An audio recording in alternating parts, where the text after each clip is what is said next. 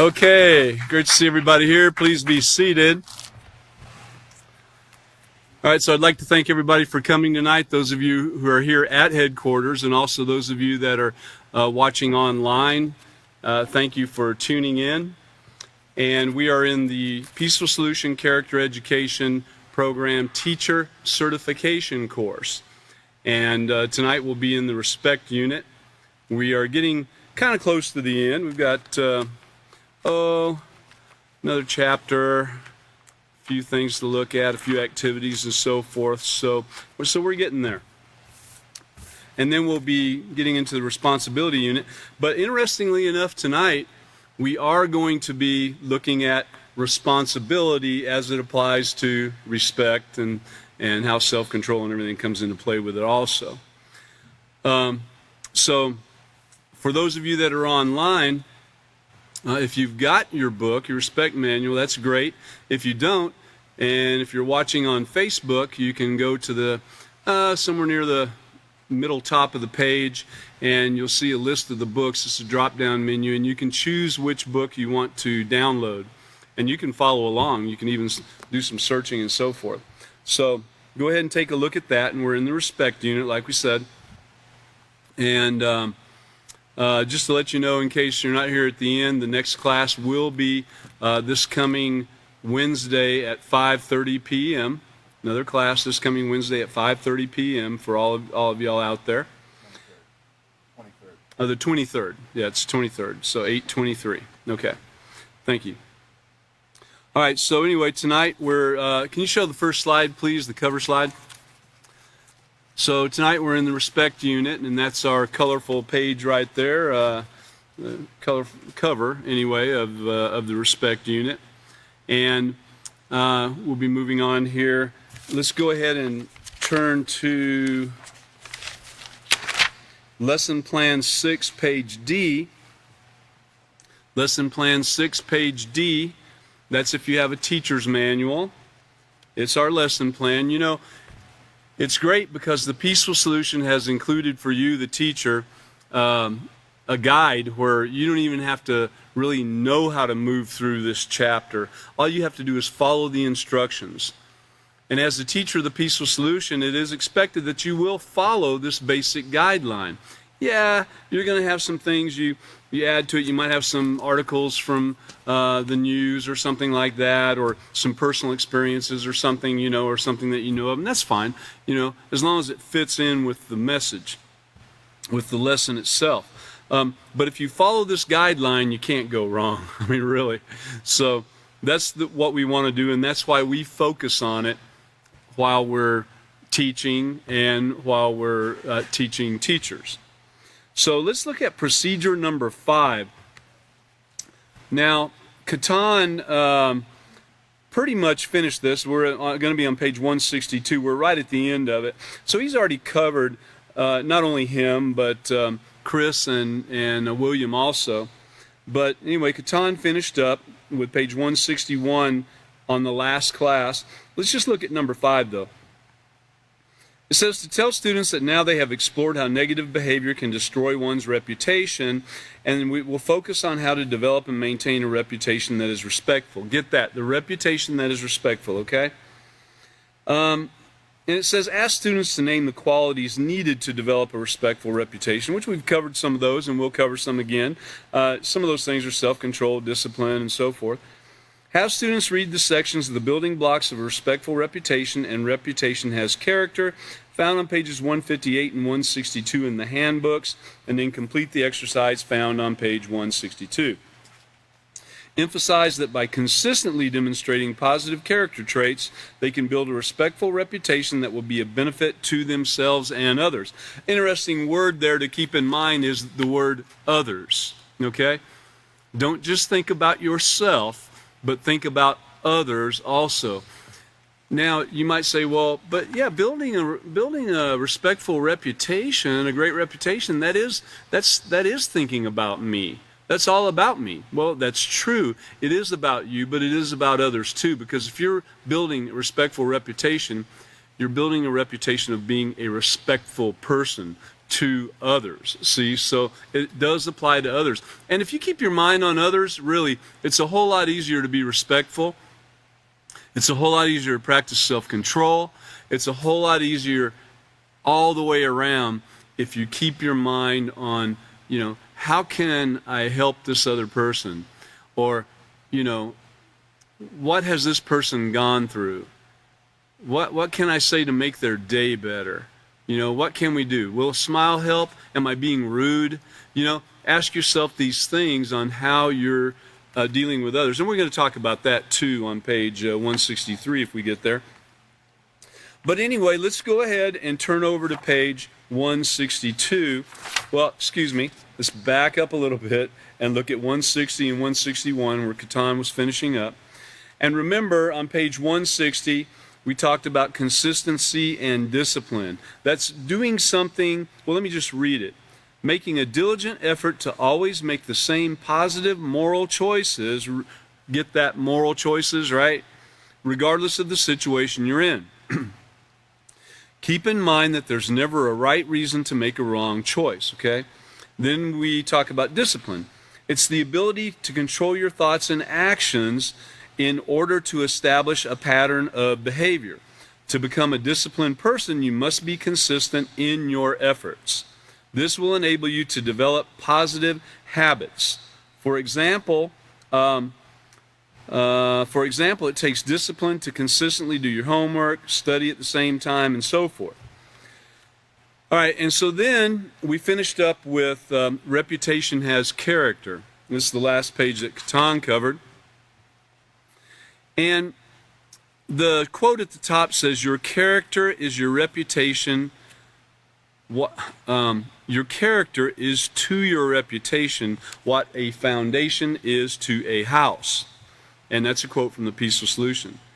Now, reputation has character, right?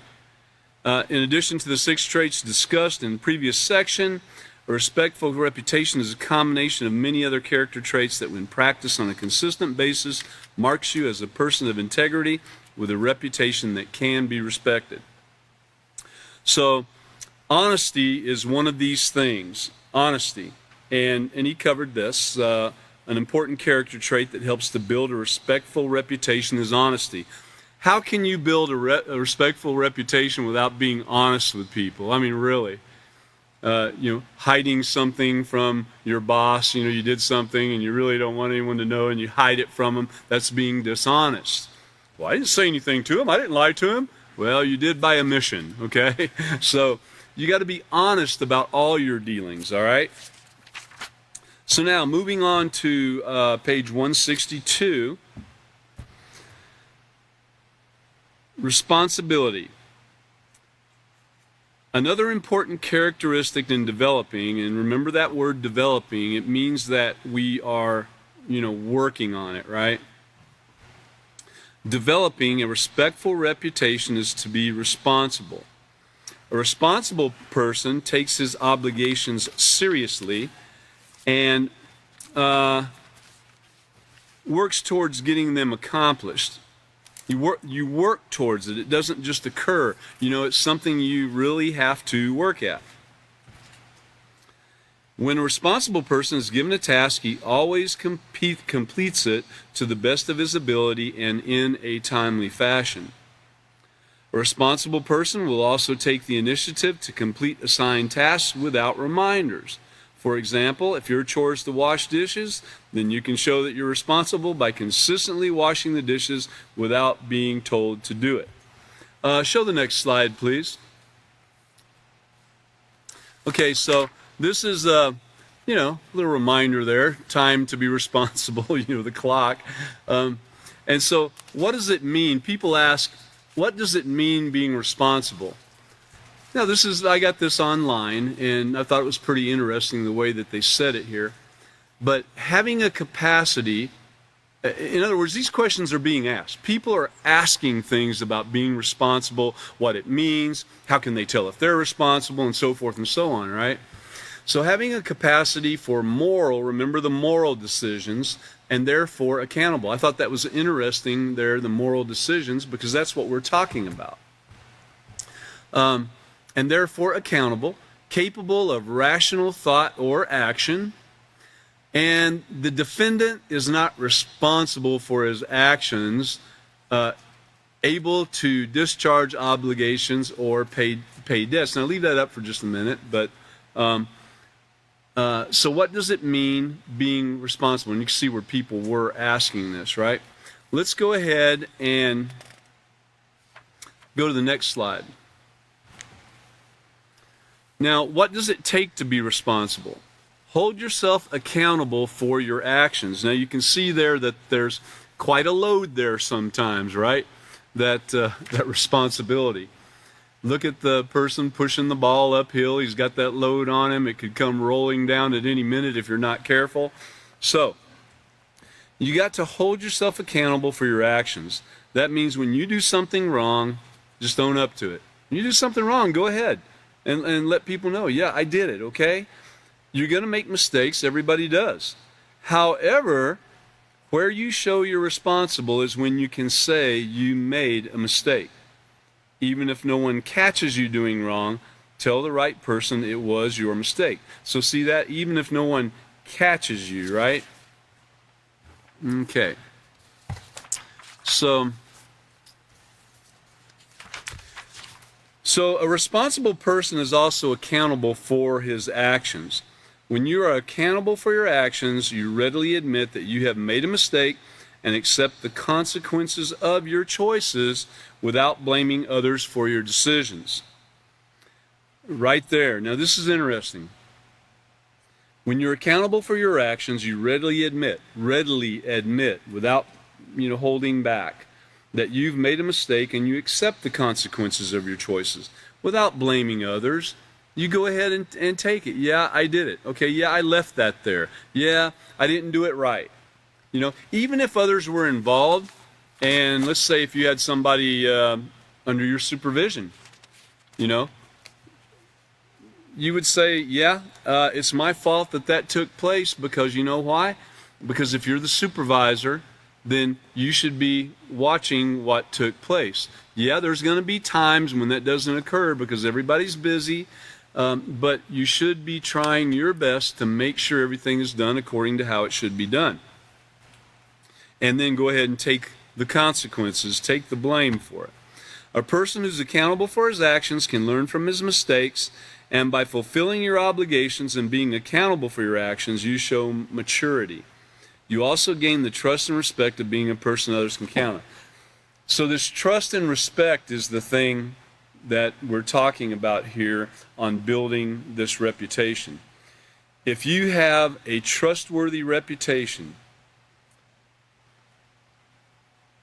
and others can count on you, they know they can count on you. If you say you're going to be there at a certain time, you're there at a certain time.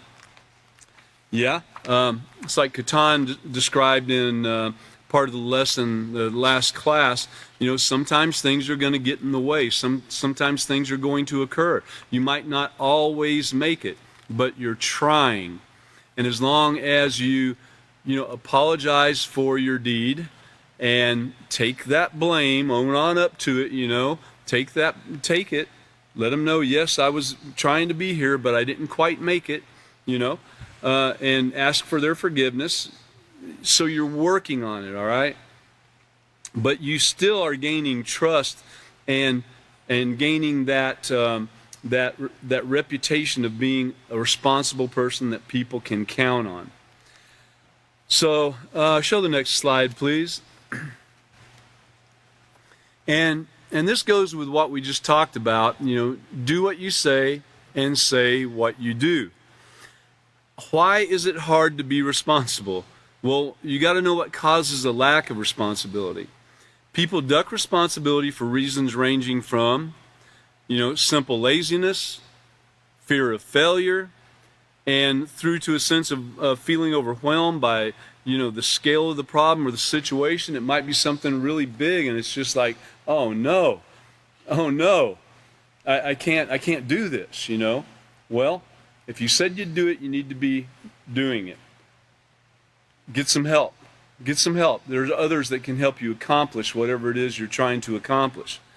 But if you're doing it through laziness, Fear of failure. The fear of failure is a big one. A lot of people fear failure, especially if you're a bit of a perfectionist. Then you have an extreme fear of failure, which you might not even be able to describe or to anyone, or even get the words out properly. But it's there, I assure you.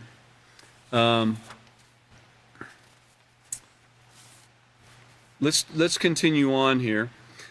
Below are two columns, character traits and benefits. Now, I'm going to ask you to do this. I'm not asking you to raise your hands or anything like that, but I would like you to think about this where you're sitting, whether you're online or here in the meeting room. And so, think of 4 other character traits that will contribute to the development of a respectful reputation, and list them in the appropriate column below. In the space beside it, describe some of the benefits having that trait would bring. So, let's think about it a minute. Here's an example, the character trait of honesty. Some of the answers might vary. If you have a teacher's manual, there's some suggestions there. Some of the answers might vary, but might include, people will be able to depend on you to tell the truth. You'll be looked upon as fair, honest, and a trustworthy person. So think of another positive character trait here that we can put in there and list a benefit of what that might provide. Okay? Think about it. So I've got one here for you. How about compassionate? Compassionate. So, and again, if you have a teacher's manual, you're going to have some suggestions. Of course, you want the class, if you're in the right situation, where you can have the class raising their hands and get answers and share and so forth, then that's great. But compassion, you can be caring and empathetic towards others, and people trust that you will respect the needs of others. That's a benefit of compassionate. Being thankful. Let's see. I think we have... Let's see the next slide. Can we see the one after that? Okay, there we go. Being thankful. Answers will vary, but might include, I will be appreciative of the things that I receive and the efforts others make to help me. Now, I took it another notch. I want you to look at those pictures there. And is there anybody in this room, I don't know about online, but is there anybody in this room that is going to leave here tonight and have to live in the situation that you see on that picture right there? There's a homeless encampment in Los Angeles, the one to the left, and the other one is in Phoenix. And that's where people are living on the street. And not to say that some of us, maybe someone in here or online, has lived on the street or is currently living on the street. But you can be thankful for what you have. I guarantee you, in fact, I think Chris mentioned it in a recent class, that being in the United States, we don't even realize how thankful we should be. Because all these other countries would like to come to the United States. Everyone in them would like to come to the United States and live the American dream. But when they get here, they find it's not quite what they thought it was going to be. And not to get on that, I just want you to take a look and think right now of what you could be thankful for. You can be thankful that you're probably going to go home to at least a room or a house or something, somewhere where you have shelter and somewhere where you have some personal belongings, and have a reasonable expectation that people are going to respect your belongings and not be breaking into your place. Not to say that it might not occur, it could. But you do have a reasonable explanation to think you could go home and your stuff be there. Let's go ahead and go back to the slide before that, please. Okay, so here's a few characteristics of people being responsible also. And, of course, we're going to continue on here on page 162, don't worry. But what are 5 other characteristics? And these are things that people even know that it's interesting, because they're not even studying the peaceful solution, or some of them aren't, some are. But some of the characteristics of a responsible person that people can see is that they keep their promises. You know, they, back to that one slide where it said, you know, do what you say and say what you do. You know, they do what they say they're going to do. And for the most part, you can count on them to do that. Now, they might have a couple times where it didn't come to pass, but see, they're practicing it and they're doing a pretty great job of it. Whereas, on the other hand, if you're known as the person that doesn't keep your promises, that means you don't ever do what you say you're going to do, or rarely do what you say you're going to do, you know? So there's the two ends of the scale. Another characteristic would be they assume the consequences of their actions. We just got through reading that. Being able to accept the consequences of your choices without blaming others. They avoid using excuses to avoid issues. Well, excuses. I've heard excuses before. I've given excuses. Everybody in here, I guarantee you, has heard and given excuses before for their actions or for somebody else's. And it's easy to fall into. You know, but excuses is not what the one in authority wants to hear. They want to hear results. They want to hear the solution, of course, the peaceful solution. So another characteristic is they're transparent in their actions. You know, they are going to let it be known that, yes, they did this, and yes, they are going to do this, and they ask before going to do something. They have no qualms about apologizing. We talked about that a little bit too. You know, if you don't make it, if you don't fulfill your promise completely, you know, you need to go and apologize. Get forgiveness for that. And start over, and don't kick yourself too much. Leave yourself a little room to grow, and let's move on and do it again, but do it the right way this time. Now, something that makes me think about our STOP acronym is that they think before making important decisions. I'd like to change that a little bit to they think before making decisions, okay? Whether you think it's important or not, all your decisions are important, because all of your actions every day are going to have a ripple effect of some time and carry on throughout life. And you might not even know for a long time on what this one action caused. Here is the big one, and it truly is. And I raise my hand on this one and say, you know, this is a tough one right here, because it is so easy to put something off. There's so many things that pop up that need to be done. I was talking to a man here that helps with the microphones and so forth a little bit ago, and I said, you know, when I leave here today, I'm going to go home and I'm going to do this thing, right? And now, I told him, and I'm thinking about it, I really need to do that thing. I told him I was going to do it. It would be very easy for something to pop up of the multitude of other things I need to do, and me just push that aside. But you know what? It's already been pushed aside before. So let's don't fall into that age-old saying like, you know, it's better to put off till tomorrow what you could do today. You know, it's something along those lines. Let's don't go there, okay? It's better to go ahead and do it and mark it off the list.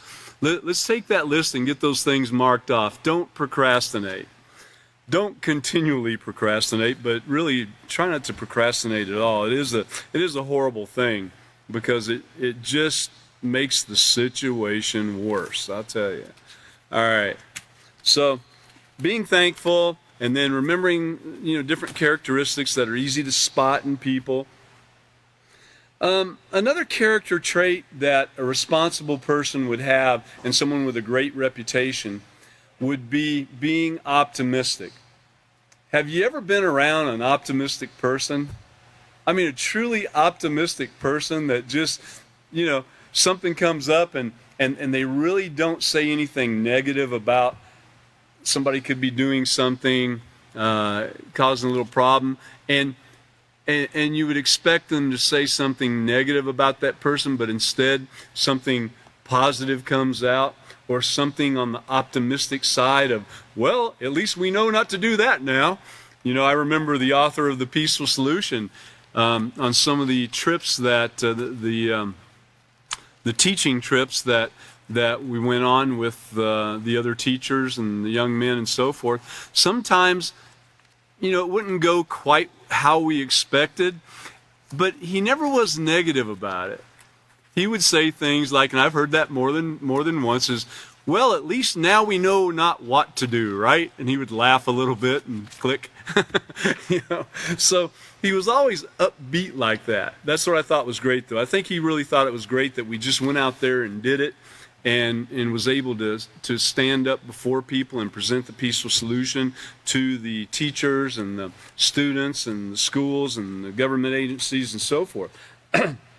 And it does take a level of optimism to be able to do that, because you have a lot of negativity coming your way when you're out there doing that, I assure you. And that's one thing that you as a teacher of the peaceful solution will probably learn to deal with. Hopefully you'll learn to deal with along the way. If you're following the peaceful solution, practicing it, you will learn to handle any negatives that come your way. You're going to have negative people. That's just all there is to it. So, but being able to see the bright side of a situation, not easily disappointed or depressed, that's an important thing. Now, being humble, that's another character trait you could put in your box over there. Now, y'all might have put totally different things. I'm just giving some examples here. And if you have a teacher's manual, you'll see some suggestions there. But being humble, I will learn more because I won't think I know everything. Well, that's important. You know, a proud person, a not humble person, a proud person, thinks they pretty much know it all about whatever subject it is you can come with them to. They know everything about everything. They've seen it all. They've, them or someone close to them has done it all and has the answer to everything. When in reality, that's not true. Now, don't get me wrong, there are a lot of people that have done a lot of things and have a lot of experience, and that's great. But you need to keep in mind that yours is not the only way to do it. You need to be open-minded when it comes to that and be willing to listen to others, and they might have another way of going about it. That's another thing that I really looked at the author of The Peaceful Solution, his ability to help see in others what they were capable of doing and to kind of bring it out, you know. And so they might think they knew exactly how to paint a brick wall, but he might give them instructions on how to do it a different way. And even though they knew a way to do it, and he told them another way to do it and asked them to do it that way, then you get the opportunity to see, are you going to be humble or proud? If you walk off saying, oh, that guy doesn't know what he's talking about, do it that way, wait till he sees what occurs. You're already starting out with a negative attitude, and you're not optimistic, you're pessimistic. Or on the other hand, if you think, you know, I do know how to do this, but there might be another way that I can learn, then I'll have two ways of doing it that I can share with other people along the way. Isn't that great? Isn't that a better way to look at it? So being a responsible person with a great reputation, these are great things to keep in mind and how you can achieve that and get there. Don't forget the part that self-control plays in this, okay? In fact, on page 10 of your self-control unit, it reminds you, and I know most of you don't have this here, but for those of you online, you can actually go right there and download the self-control book right now, and you can go to page 10 very easily, okay? But page 10 of the self-control unit starts out, the title of it is Self-Control Develops Other Traits. Get that? Self-control helps develop these other traits. So developing and practicing self-control will enable you to develop many other positive traits.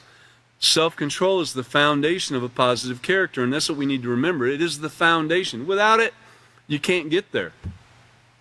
You just can't do it. You can't be disciplined. You can't be responsible. You can't show respect. Without self-control, it just ain't going nowhere, guys. So it is the foundation of a positive character. It takes self-control to be responsible. Look on down, it also takes self-control to be respectful. And what are we talking about here today? This is the respect unit, and we're talking about the part that responsibility has to play in being respectful and what self-control has to do with that. If someone disrespects you, the easiest thing to do would be to get even and disrespect them in return. But with everything you've learned, and with it all being synergistic, page 47, maybe I'll show it. Page 47, I show this sometimes. I really like to be reminded of it, if you'll show the overhead. Being synergistic, see how it all works together. You have the incident or the trigger, the thoughts, the feelings, the actions, and then the consequences or the rewards.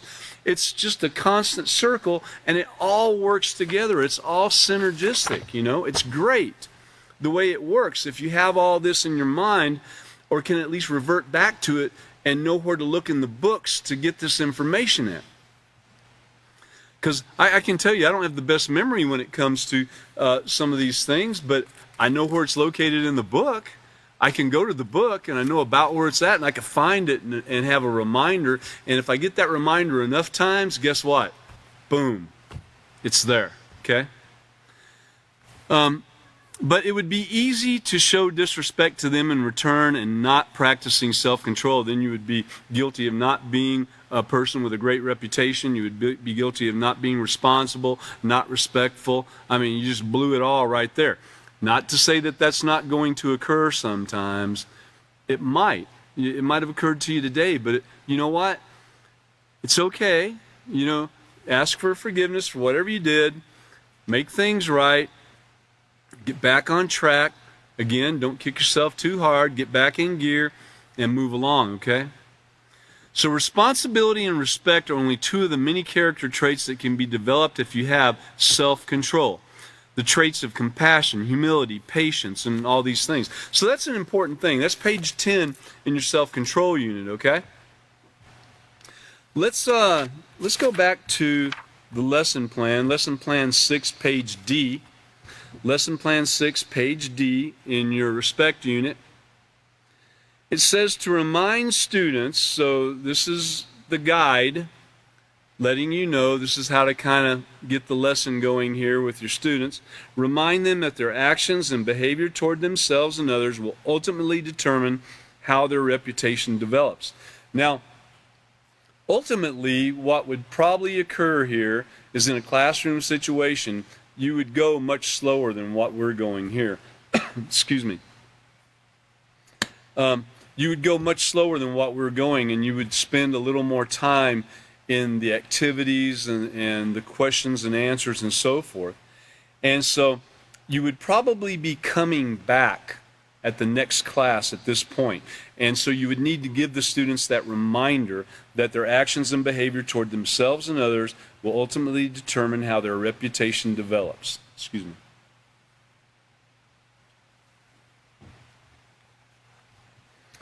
All right, so have students turn to page 163. That's where we're going next.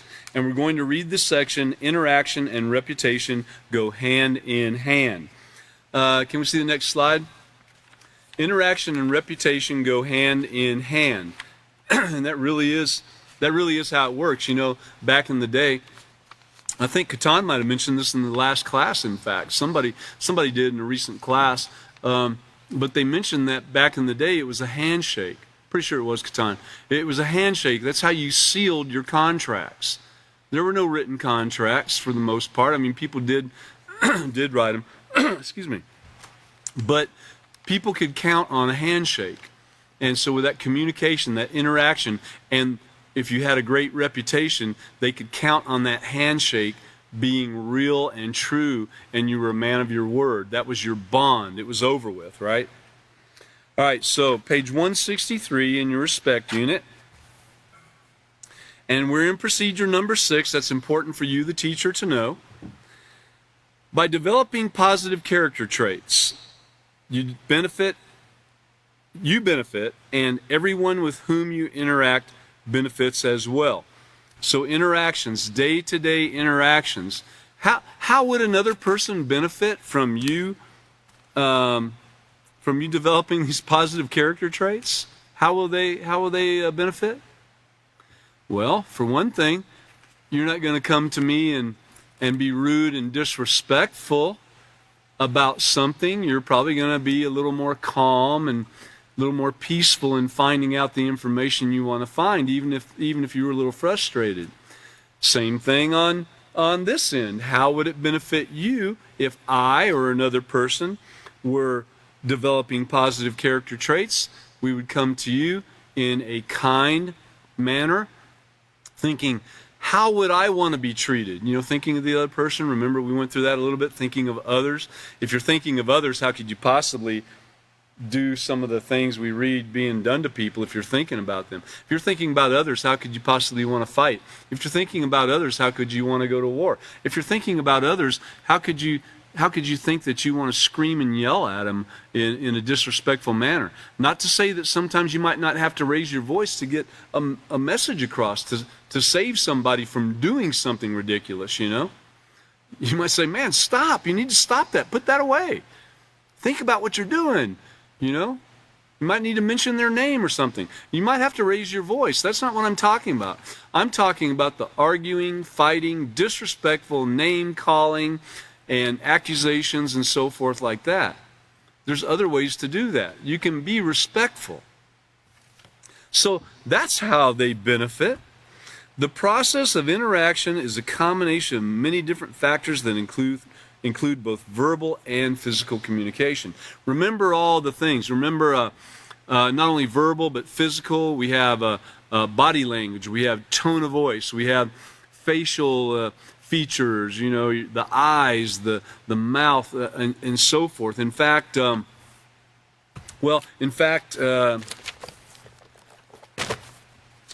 turn to page 30 if you have your self-control book, page 30.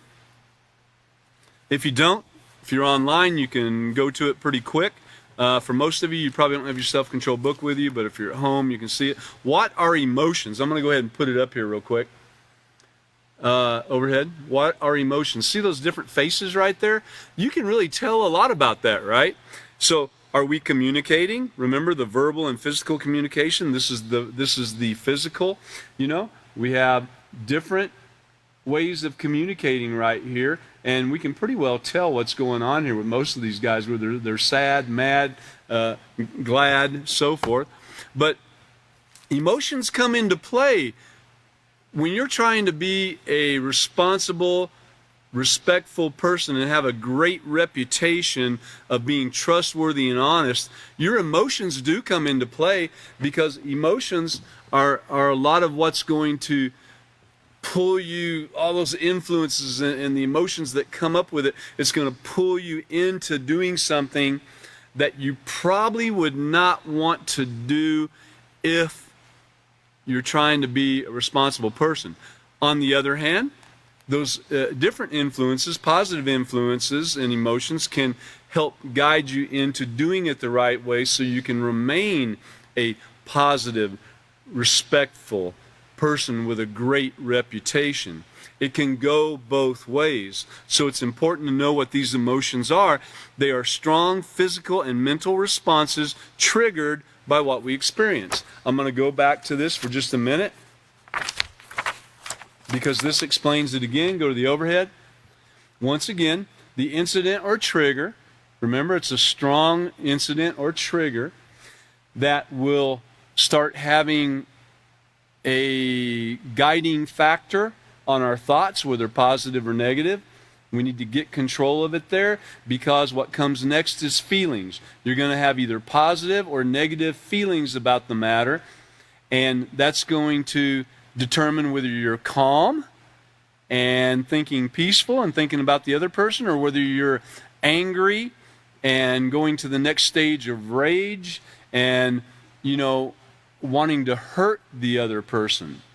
Not thinking about them, but thinking about your own selfish feelings and I don't like that. How could they do that to me? Because that will control your actions, what you do next. And then, of course, it'll be too late. If you chose the wrong path, it'll be too late. You're going to get the consequences of your actions. If you chose the right way, It'll be a reward. It's a consequence too, but it's a reward rather than something bad, okay? So remember that thing. It all works together. And that's the way it works right there. It starts with those emotions, you know. Well, it starts with the trigger, but then the emotions. But the trigger starts a process, and the emotions are triggered by what we hear, see, smell, taste, touch, think, all of that. Eat, the whole thing, okay? You got to remember that. All right, so let's go back to page 163. And right there, the first sentence was, by developing positive character traits, you benefit, and everyone with whom you interact benefits as well. The process of interaction is a combination of many different factors that include both verbal and physical communication, which we just talked about, and your interaction determines your reputation. It also defines your character, personality, values, and beliefs to others. Let's show the next slide. So, these are some of the things that come into play with your reputation and with the interactions that you have with other people. If you look at that, can y'all see that all right on the screen? How about online? You can probably see it pretty well online, but if you look at that, you can see a whole lot of influences on there, okay? And that's what I'm calling them, is influences. And in this case, we're talking about, you know, it has business ethics there. And you can see, because of course this counts in business too, not just in personal interactions, but business also. And you can see a word up there above business, it's moral. You know, moral. People want to do business with people who have positive moral character, because they know they're not going to be taken advantage of, they're not going to be lied to, they're not going to be stolen from, and so forth. These ethics, business ethics. So you can see responsibility, that's one of the big words. We're talking about it right now. And then as you look around, you can pick out words here and there.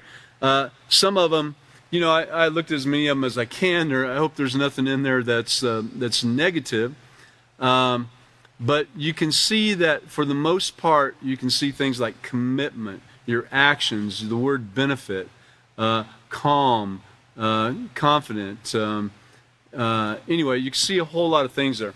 Let's go ahead and go to the next slide. Now, so someone asked me about, they asked the question, let me see if I can word it properly without it being too long. Doesn't the peaceful solution teach us to forgive others for their negative actions? Yeah, it does. And we should. If they, you know, really want to, if they want to change, if they want to stop doing that. I mean, we need to forgive them anyway to get it out of our system. But along the way, do we remember what occurred? Do we remember that they stole $20 from us? Does that really ever go away? You forgave them for what they did. You're not holding a grudge against them. You don't have a bad feeling against them or anything, but you know, their reputation is preceding themselves. Their reputation, you know, especially if they've done it to others and it's well known, that reputation is known, and so there it is. They're building a reputation of being a thief rather than a reputation of being someone you can trust, right? And tell me what you see up there. Does everybody know what that is? The 5 stars? You know what that is? What about online? Do y'all know what that is? Have you ever seen that? Have you ever bought anything online? Have you ever seen that rating? Someone said it, the rating of what they of what it is. That's a 1-star rating right there. Now, if you were looking at a product and one had a 1-star rating and there was another one just like it, same price, all that stuff, that had a 5-star rating, which one would you tend to gravitate to? The 5-star, right? Why is that? Oh, so people that have bought the product before have sent in their experience with that product. and said whether they would buy it again or not, and so forth, right? If it's all done legally and honestly. Sometimes, we found that you can't trust that sometimes, but I think for the most part, you can count on some of that. So in this case, it's a 1-star. What is that? What is that we're talking about? It's reputation. It's the reputation of the product or the company. They have a 1-star reputation. See how it goes? Reputation and interaction go hand in hand. How do people benefit if you have a great reputation? They benefit by having a great product or a great company and so forth. So, have you ever stopped to consider how your behavior is viewed by the people with whom you interact? Well, here it is right here. We see how the behavior is viewed by the people who gave those ratings there. Okay, so it's just an example that I thought people could deal with. You could take that down now. It's just an example that I thought people could kind of click with, in that most people do buy things online from time to time, and they see that rating system, 1-star, 5-star, etc., and that's actually reputation. So that's what we're talking about right here. And that's how you and I benefit from a person's great reputation. They got a 5-star rating, we buy the product, it's exactly what they said it was, it got there quick for the right amount of money, and we have warranty on it or whatever. It's great, okay? So, although it might not be easy, it is up to you to determine whether your interactions are building a positive or negative reputation. So, it says right there that it might not be easy. Well, no, it's not easy. I can tell you that now. There's no might to it. It's not easy, okay? But it's up to you to determine whether your interactions are building a positive or negative reputation. It's up to you. Reputation is something that you're not going to do away with. Yours is either going to be positive or negative. Excuse me. Be somewhere in there in between, that you're working on it being positive, or you're not working on anything and it's going towards the negative side. It's there. Understand it's there and deal with it. You have reputation. I know another person, I was asked about a person one time, or someone told me something that person supposedly had done, and I thought, there ain't no way. I was listening to this and I thought, really? I said, who did you say that was? There ain't no way that person did that. You would have to show me, raw video footage, or have the person stand there with you saying, yep, I did it, I sure did, I did it, for me to believe that person had done the thing this person was telling me they did. So with me, they had a great reputation. And in this case, that person I know had a great reputation with everybody, okay? So that's how reputation works. You might have come to me, someone else, and said, this person did this. And I would have thought, well, okay, I don't know what to say. So maybe they need to come to Peaceful Solution class and start practicing these things. Maybe you can help that person, That's what we really want to think about, is when we see that negative taking place with people, we do really have to stop and think, what have they been through? What are they going through? How can we help them? Remember, it's thinking about the other person. It's not thinking about you, yourself, and I. Me, myself, and I. No, it's thinking about the other person. Treat others how you want to be treated. That is the basis of the Peaceful Solution Character Education Program. And we've just been doing it so wrong for so long, and everybody around us has, that we need this program. We need it to help us get to that point. It's not like it's even ever, in days gone by, at least people were a little bit better about respecting your elders, for instance, or the handshake, that's your bond, and so forth. They were better about it, but it wasn't perfect. We need to get it to where it's perfect. All right, so Most people find it easier to evaluate the behavior of others than to examine their own behavior. Now, this is one point where you can look at yourself, all right? You do need to look and see what you're doing, don't get me wrong. So it is about you in that respect, is, self-control. Yeah, it's self, it's you doing it. Looking at your own behavior. Yes, you are looking at you. It's not about you, but you're looking at you, but it's about how you can treat others the way you want to be treated. So it's easier to evaluate the behaviors of others than to examine your own behavior. How many have ever been guilty of that? Well, I raised my hand. I know there's others too. You don't have to raise your hand, but I think we all have been. However, the only way to build or change your reputation into a positive, respectful one is to evaluate your own attitude and behavior in terms of how you interact with others. Now, there's one of the things that I always like to show as a reminder, and let's see if I've got it here with me today. Oh, there it is right there. Okay. Since it did mention attitude, if you go to the overhead, try to squeeze that in there anytime I can. Attitude is everything. If you have the attitude of a humble, positive, optimistic, thankful, compassionate, empathetic person, if you have that attitude, hey, it goes a long ways when you're dealing with others.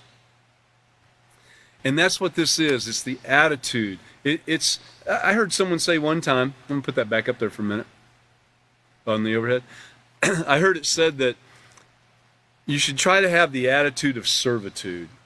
So, and the reason the word servitude was used, it wasn't like, the person was trying to say, let's go back to the days gone by with the slaves coming in off the ships. No, it was none of that. It's not like that. Servitude is those that enjoy serving. So when you enjoy serving, if you have that attitude of servitude and you enjoy serving, you enjoy fixing people's car for them, or you enjoy cutting their hair, or you enjoy fixing their electricity, or you enjoy cutting their lawn, or whatever it is that you enjoy doing for other people. That right there, that attitude of enjoying that work, of enjoying being of service to others, enjoying teaching, enjoying arts, whatever it is that you do, enjoying painting. Everybody has different things that they enjoy doing, and when people need that service and you supply that service to them, doesn't it feel great? Doesn't it feel great when you do that? When you do it voluntarily, it feels great. You don't have to toot your horn and everything and go around town saying, yeah, I did that for that person and that person and that person. No, you don't do that. That kind of takes all the joy away, really.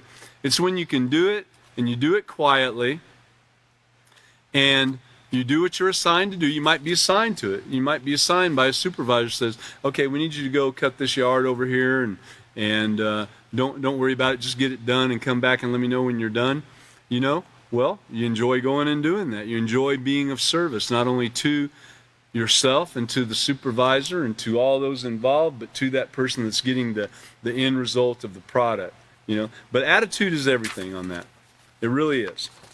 It says it right here. However, the only way to build or change your reputation, my reputation, into a positive, respectful one is to evaluate our own attitude and get that attitude of servitude, that attitude of joy, of helping others, and behavior in terms of how you interact with others. Let's look at the next slide, please.